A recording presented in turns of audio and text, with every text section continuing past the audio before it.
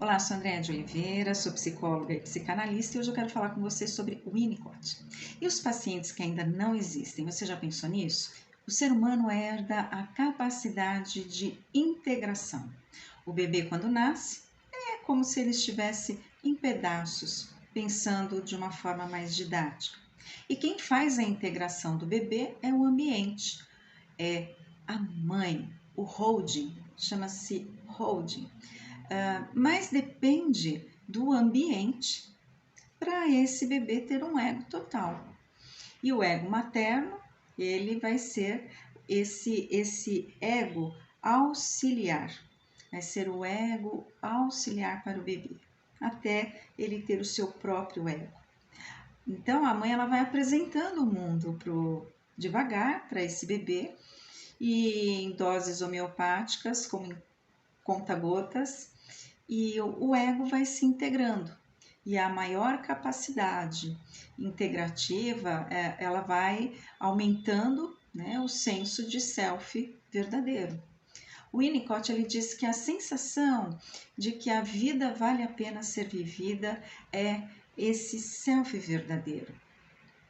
Quando existe o vazio, é alguma coisa que deveria ter acontecido e faltou.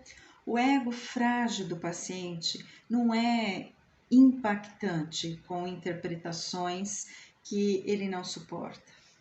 Então, a gente precisa tomar muito cuidado com a questão do self verdadeiro e o falso self. O falso self é uma forma falsa, já diz, de ser e estar no mundo, desenvolvida para atender às expectativas do outro.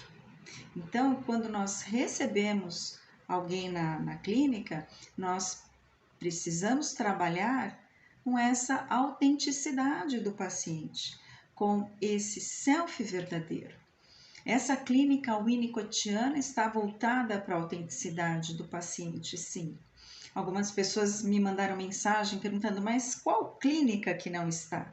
Tem muitas que não estão focadas nesta questão da autenticidade, do self verdadeiro.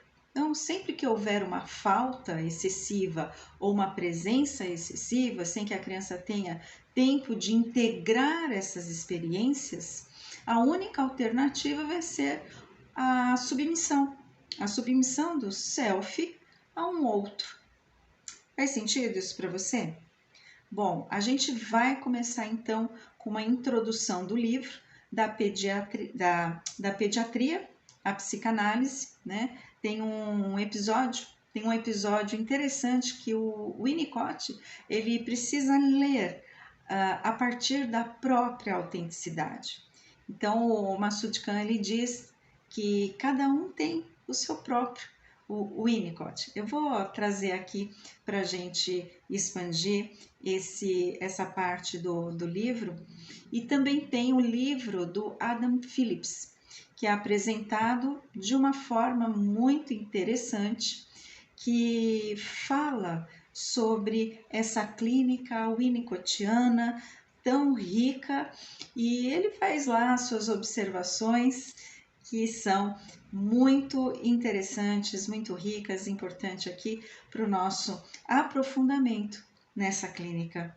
E eu já volto, me acompanha, a gente se encontra por aqui. Então, dando continuidade aqui à nossa conversa, ao nosso bate-papo, eu separei um texto que chama-se Os Objetivos do Tratamento Psicanalítico, 1962. Então, o Winnicott diz assim: ao praticar psicanálise, tenho o propósito de me manter vivo, me manter bem e me manter desperto.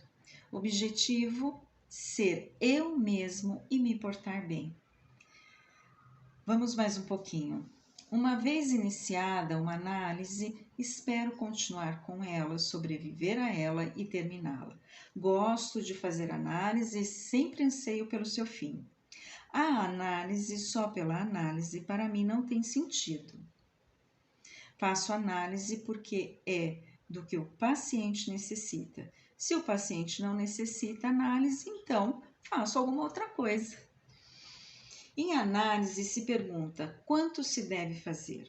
Em contrapartida, na minha clínica, o lema é quão pouco é necessário ser feito. Então, gente, para o Winnicott, se não dá para uma pessoa entrar em análise, ele vai fazer uma outra coisa. Agora, se existe essa possibilidade, se existe um campo psíquico em que dá para ele fazer esse trabalho, ele vai em frente. Então, o Winnicott, ele estava de corpo e alma inteiro. Às vezes ele ficava quieto, às vezes ele ficava um pouco mais entretido ali com o paciente, mas ele estava de corpo e alma. E essa introdução, me manter vivo, me manter bem e me manter desperto. Então, quando você for para um atendimento, é muito importante que você vá inteiro. Por isso que uma análise não tem preço. Porque o analista real, ele vai estar ali de corpo e alma. E ele fala mais, mas estes são temas superficiais. Quais são os objetivos mais profundos? Olha, o que é que se faz na situação profissional que é tão cuidadosamente preparado e mantido? Sempre me adapto um pouco às experiências do indivíduo de início. Seria desumano não fazê-lo. Ainda assim, me mantenho manobrando no sentido de uma análise padrão. O Winnicott, ele tinha como base Freud. Então, ele sempre trouxe, sempre teve uma conversa com Freud, sempre teve uma conversa com Klein e trazia a sua própria clínica, essa clínica da autenticidade, essa clínica em que ele faz uma comparação, uma analogia com aquele início da vida do ser humano.